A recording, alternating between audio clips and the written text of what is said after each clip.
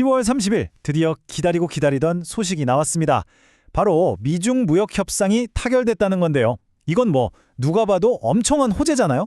근데 시장은 왜 환호는커녕 오히려 혼란에 빠졌을까요? 오늘 이 이상한 신호, 그 진짜 의미를 한번 제대로 파헤쳐 보겠습니다. 시작은 정말이지 장밋빛 그 자체였습니다. 트럼프 대통령이 딱 이 한마디를 던졌거든요. 포괄적인 무역협정이 곧 가능하다. 이 말이 나오자마자 시장의 기대감은 그야말로 최고조에 달했죠. 모두가 이제 주가가 오를 일만 남았다고 생각했어요. 그런데 현실은 완전히 딴판이었습니다. 자, 이 차트 좀 보세요. 기술주 중심의 나스닥은 소폭 오르긴 했어요. 근데요, 미국의 전통 제조업을 대표하는 다우지수랑 다른 해외 증시는 오히려 떨어졌습니다. 아니, 이렇게 좋은 소식이 나왔는데 왜 시장 반응이 이렇게 제각각인 걸까요? 네, 바로 이 지점입니다. 분명 좋은 소식인데 시장은 혼란스럽다. 오늘 우리가 풀어야 할 수수께끼죠. 이 역설의 속내를 지금부터 한 겹씩 벗겨보겠습니다. 시장 반응을 제대로 이해하려면요. 일단 합의 내용부터 정확히 알아야겠죠.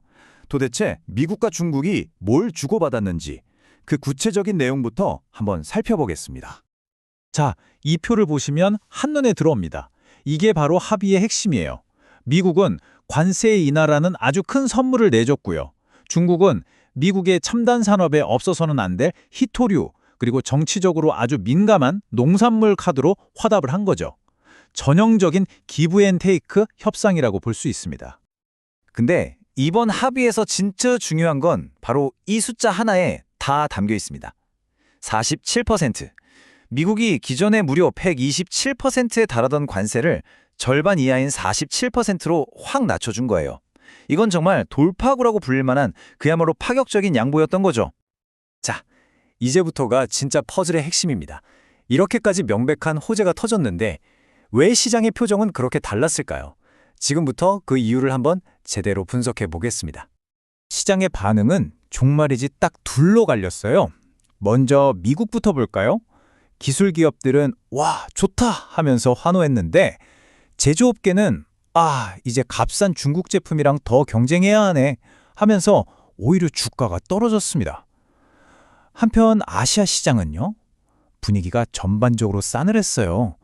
특히 홍콩이 금리를 내렸다는 게 중요한데 이건 앞으로 경제 상황을 그만큼 불안하게 보고 있다는 아주 강력한 신호거든요.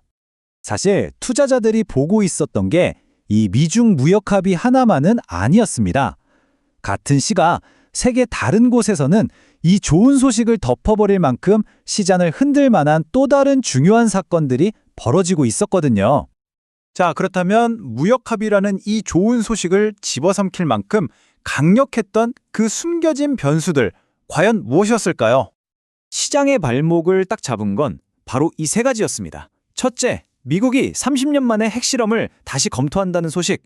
이건 예측 불가능한 국제정세의 불안을 의미하잖아요. 둘째, 일본은 금리를 묶어두는데 홍콩은 내리고. 이렇게 통화정책이 엇갈리니까 투자자들은 어느 장단에 맞춰야 해 하면서 혼란에 빠진 거죠. 마지막으로 이미 불안불안하던 글로벌 채권 시장이 투자자들의 안전한 곳으로 가자는 심리를 더 위축시켜버렸습니다. 좋습니다. 그럼 이렇게 복잡한 상황 속에서 우리는 어떤 기회를 찾아야 할까요? 이 거대한 흐름이 특정 산업 분야에는 구체적으로 어떤 영향을 미칠지 한번 들여다보겠습니다. 먼저 제조업 분야는요, 일단 한숨 돌릴 수 있을 겁니다. 막혔던 공급망이 뚫리고 관세 부담도 줄어드니까 현대자동차 같은 기업들한테는 분명히 좋은 소식이죠. 그런데 기술, 특히 전기차 분야는 좀 복합적이에요. 배터리의 핵심 원료인 희토류 공급이 안정된다는 건 좋지만 이게 무슨 뜻이냐면 모든 기업의 생산 비용이 다 같이 낮아진다는 거거든요. 그럼 테슬라 같은 선두주자 입장에서는 경쟁이 훨씬 더 치열해진다는 신호이기도 합니다. 자, 그럼 앞으로 시장을 내다볼 때 우리가 뭘 꼭 챙겨봐야 할까요? 4가지 포인트를 정리해 드릴게요. 첫째, 실제 관세 인하가 언제, 어떻게 이루어지는지. 둘째, 미국 연준을 포함한 각국 중앙은행들이 금리를 어떻게 할 건지. 셋째, 미국의 핵실험 관련 이슈가 어떻게 전개되는지. 마지막으로 전기차 시장의 경쟁 구도가 어떻게 바뀌는지 이 4가지를 계속해서 추적해야 합니다. 오늘 쭉 살펴보니 한 가지는 분명해졌죠. 글로벌 시장이라는 건 정말 수많은 변수들이 촘촘하게 얽힌 거대한 그물망과 같다는 겁니다. 결국 이렇게 깊이 연결될 세상에서 과연 단 하나의 뉴스가 전부일 수 있을까요?